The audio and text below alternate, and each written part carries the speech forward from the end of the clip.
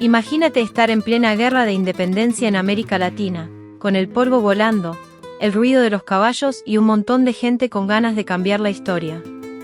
Pero, ¿qué llevaban en las manos los soldados y milicianos que luchaban contra el Imperio Español?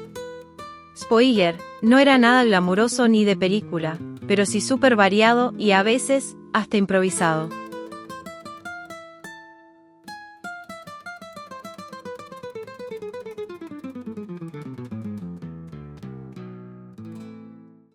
La realidad es que los ejércitos independentistas no tenían un kit estándar de armas. Lo más común eran los mosquetes de avancarga, especialmente modelos británicos como el famoso Brown Bess y franceses tipo Charleville, que eran los clásicos de la época y llegaban a América gracias a redes de comercio internacional, contrabando y hasta donaciones de países que querían ver a España en apuros. Estos mosquetes eran de ánima lisa, o sea, no tenían estriado en el cañón, lo que hacía que fueran menos precisos, pero más fáciles de cargar y mantener en medio del caos. También se usaban fusiles, que a veces sí tenían cañón estriado, rifles, pero eran mucho menos comunes porque eran más caros y difíciles de conseguir. En cuanto a carabinas, sí, también estaban presentes, sobre todo entre la caballería o en grupos que necesitaban moverse rápido.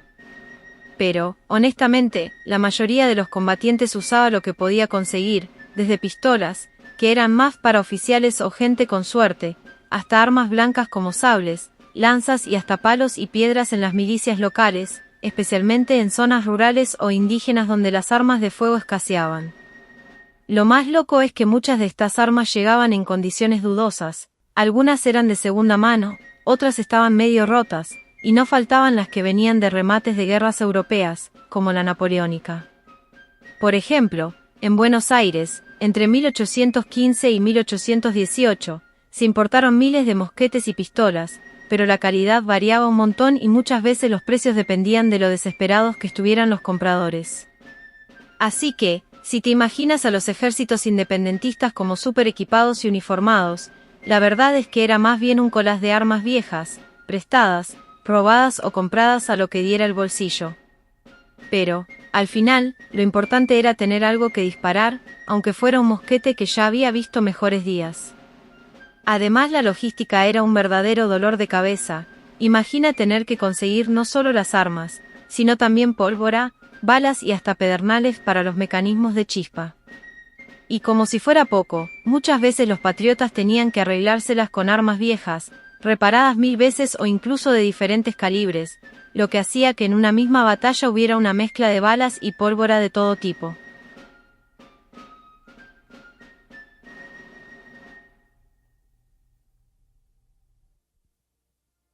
Cuando hablamos de la artillería que usaron las fuerzas independentistas en Hispanoamérica, la imagen que viene a la mente no es la de cañones relucientes y filas perfectas, sino más bien la de un arsenal súper variado, a veces medio parchado, y adaptado a lo que se podía conseguir en cada región y momento.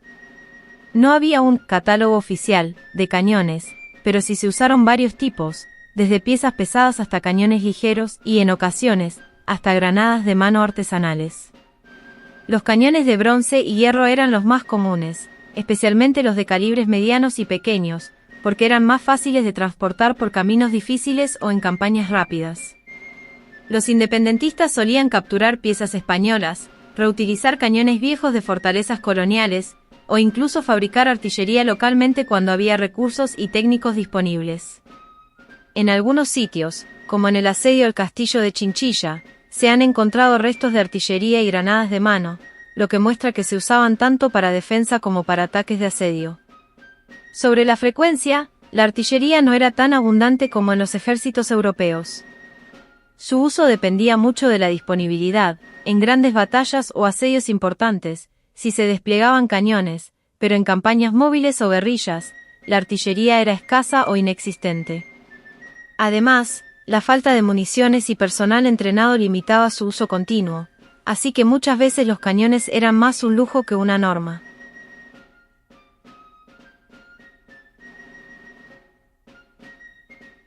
Ahora, las pistolas también estaban en la mezcla, pero no eran tan populares como uno pensaría.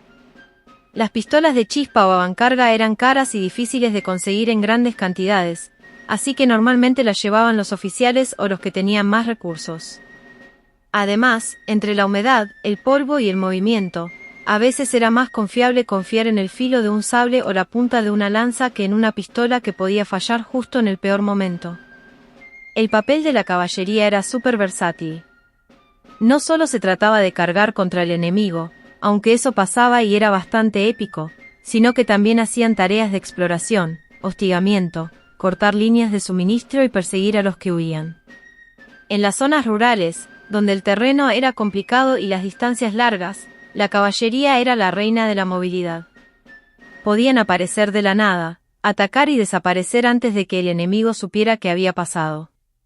Así que, aunque no siempre iban súper equipados ni tenían las mejores armas, la caballería era como el comodín de los ejércitos independentistas, adaptándose a lo que había, usando el ingenio y sacando el máximo provecho de cada sable, lanza o pistola que caía en sus manos.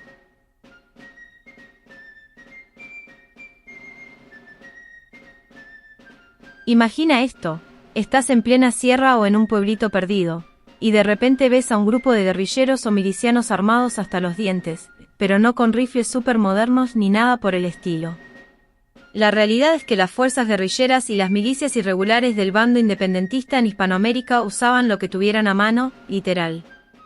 O sea, sí, había armas de fuego cuando podían conseguirlas, rifles viejos, escopetas, algún que otro mosquete heredado o capturado, pero la mayoría del tiempo recurrían a armas mucho más básicas y, la verdad, bastante creativas. Por ejemplo, era súper común verlos armados con palos, piedras, sí, piedras, pero lanzadas con onda, que en manos expertas son letales, lanzas hechas con lo que encontraran, masas improvisadas y hasta galgas, que son como proyectiles de piedra. Si te pones a pensar, es como una mezcla entre la guerra de independencia y una batalla épica de pueblo donde todo vale. Y claro, si caía en sus manos alguna pistola o sable, la usaban, pero no era lo más frecuente. La mayoría de las veces, la organización y el conocimiento del terreno eran sus verdaderas armas secretas. Lo más interesante es que estas milicias y guerrillas no solo peleaban por pelear, sino que se organizaban siguiendo tradiciones militares regionales, respetando a sus líderes locales y usando estrategias como el cerco, para asediar a los enemigos. A veces coordinaban con el ejército regular, pero muchas veces actuaban por su cuenta, moviéndose rápido y atacando donde menos se lo esperaban los realistas. Y sí, la falta de armas modernas no los detenía, la creatividad y el valor eran parte del kit de cualquier guerrillero de la época.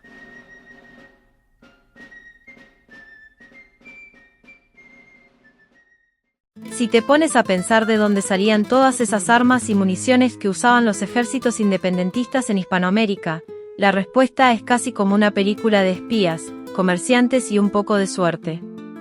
La mayoría de las armas no eran fabricadas localmente, porque aunque hubo intentos de producir fusiles y pólvora en Sudamérica, la verdad es que esos proyectos salieron medio mal y no daban abasto para la cantidad de gente que necesitaba estar armada. Así que, ¿qué hacían? Pues, a buscar armas afuera, y ahí es donde la cosa se pone interesante. Gran parte del armamento venía de contrabando o por redes de comerciantes internacionales supermovidos. Por ejemplo, desde Estados Unidos y Gran Bretaña llegaban cargamentos de fusiles, pistolas, sables y hasta municiones. Imagínate, solo en 1817, desde Inglaterra se mandaron como 60,000 armas a Sudamérica, aunque oficialmente estaba prohibido por tratados con España. Pero ya sabes, cuando hay demanda, siempre hay alguien dispuesto a hacer negocios, y los comerciantes de armas eran expertos en moverse por zonas grises de la ley. En Estados Unidos, venderle armas a los rebeldes era legal, así que muchos comerciantes aprovecharon para hacer su agosto. Incluso había intermediarios que compraban armas en Europa y las mandaban a América a través de puertos como Baltimore, Filadelfia, Río de Janeiro o Buenos Aires.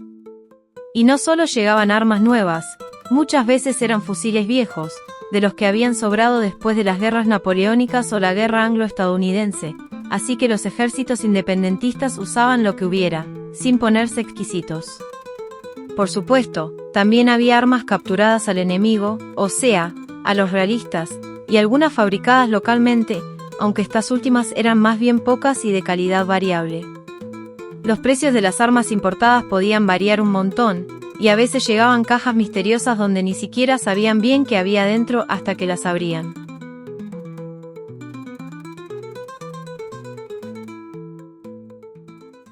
La verdad es que el tema de si el Imperio Británico ayudó a los independentistas en Hispanoamérica es como una de esas historias llenas de matices y secretos a voces.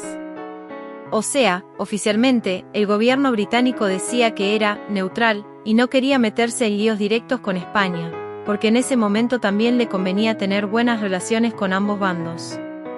Pero, en la práctica, la cosa era mucho más movida y sí, hubo ayuda, aunque no siempre de la forma que uno se imagina.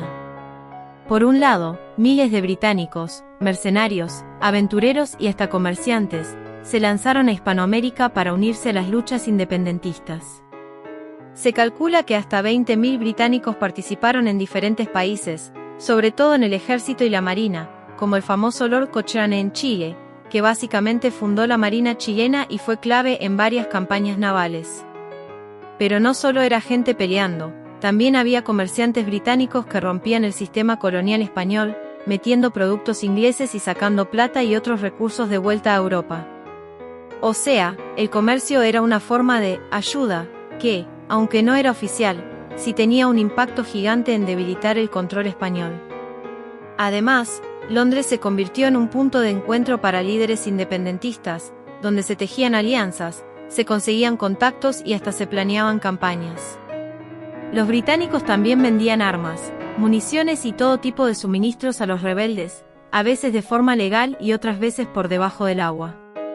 Y claro, después de la independencia, Gran Bretaña fue de los primeros países en reconocer a las nuevas repúblicas, lo que ayudó a legitimar sus gobiernos y abrirles las puertas al comercio internacional. Eso sí, todo esto no era por pura simpatía. Gran Bretaña tenía sus propios intereses económicos y estratégicos. Quería nuevos mercados para sus productos y acceso a materias primas, así que apoyar, aunque fuera de manera indirecta, a los independentistas era una jugada inteligente.